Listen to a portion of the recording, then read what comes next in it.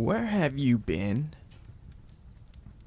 Unaware of your little stunt, the men I entrusted you with stood and waited for you to appear amongst the sea of students and faculty members outside the school gates. Do you know that your bodyguards pissed their trousers when they figured out that you are no longer within the school premises? They spent a good amount of time scouring the entire grounds to no avail. Their tails were tucked in between their legs when they returned back in this manner without you in tow, knowing that they would face my wrath head on because of your absence. They are currently nursing their badly beaten faces as we speak. I hope their slightly battered state reminds me of how valuable you are to me. If you see them in a bit roughed up tomorrow, covered with gauzes and bandages, do not blame yourself. They are on my payroll and were strictly instructed to keep an eye on you at all times, and they were ineffective at doing so. What happened to them today will serve as a reminder for them to take their jobs more seriously, because I don't want to be too lenient on them if that happens again. The thought that you are out there somewhere without protection because of their incompetence brought out the monster in me. I will be painting the entire city in the crimson of anything bad ever happens to you. Take heed, for I am warning you. The man in front of you right now is teetering in between rage and relief. So let me ask you one more time. Where have you been? Do not make me pry the answer out of you, my love. Or do you want me to? You know what happens when my patience wear out. Either you are dumb or just asking for it at this point.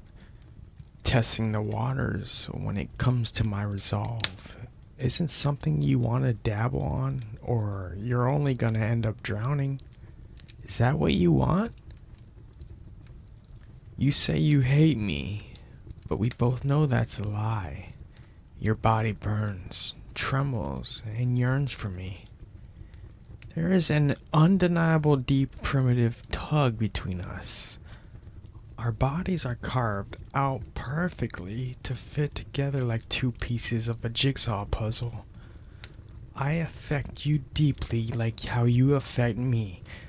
We both engraved in each other's veins, both bound in the mind, body, and soul, no matter how much you try to deny it. You can have me any way you want, baby. Consider it an open invitation because I belong to you. Just say the word. I know you want to. You are just too prideful to admit that, like what I do to you. You like how I make your limbs boneless.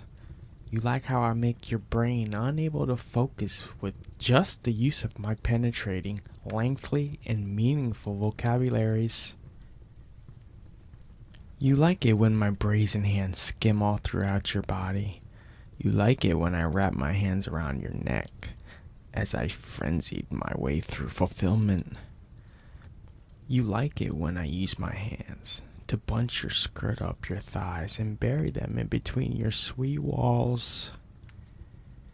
Oh, you want me to stop talking? I barely even started, and yet here you already withering beneath my presence.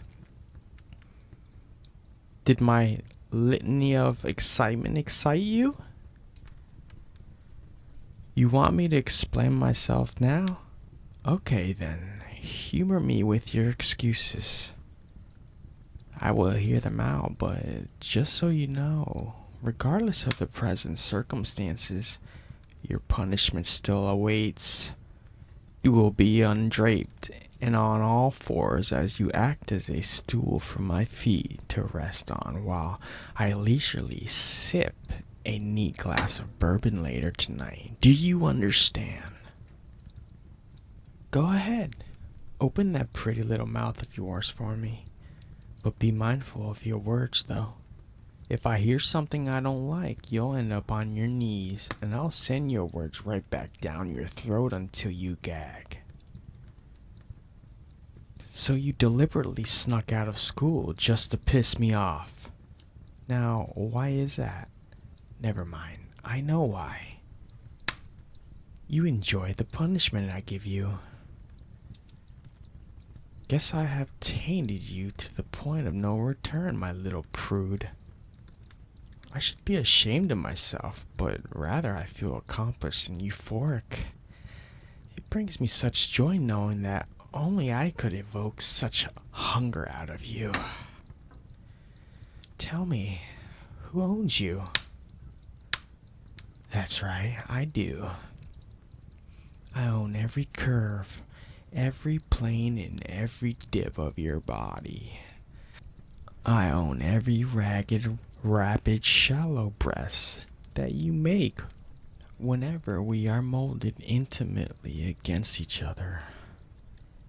I'm messed up in the head for saying such things, but when it comes to you, my reasoning tumbles into oblivion.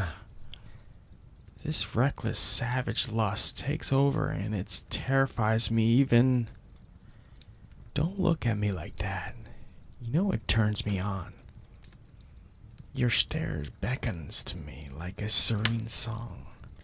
It makes me want to breach your every defense with urgency and hear you purring beneath my touch as I probe in slowly and repetitive rhythm. But for now, I refuse to fall to such beguilement. You act like a petulant child just to rile me up. Cute, but also utterly stupid on your behalf. You risked yourself by being out in the open and unprotected. This disobedience of yours is not something I can turn a blind eye on. Listen, kidnapping and holding you against your will for almost a year is not something I'm proud of, nor regret at the same time. I am not your typical knight in shining armor. My actions are saving you from your abusive, dysfunctional family. We're barbaric and questionable at first. We started out on the wrong foot. We have this love-hate relationship towards each other, but our shared numbers of kisses spoke of things left unsaid and holds promises for the future. The Mafia may not be the typical family that you want, but in this family, we love, respect, obey, and most importantly, protect each other. My family is your family now. I know. You know and accept this fact already. You are just fiending that you hate your new life because you enjoy it when I grace both of your cheeks with my warm and calloused hands until they are raw and tender whenever you act out. Your wildness brews beneath your gentleness, and I get all the credit for wrestling it out of you. We've made a good amount of headway during this conversation tonight. That's it. For now, you are dismissed. Be a good girl and go upstairs. I want you in your room at the count of 10. 1, 2, 3, 4, 5, 6, 7, 8, 9, 10. If you enjoyed this audio, leave a like and subscribe. I'd appreciate it. Thanks. Have a good evening.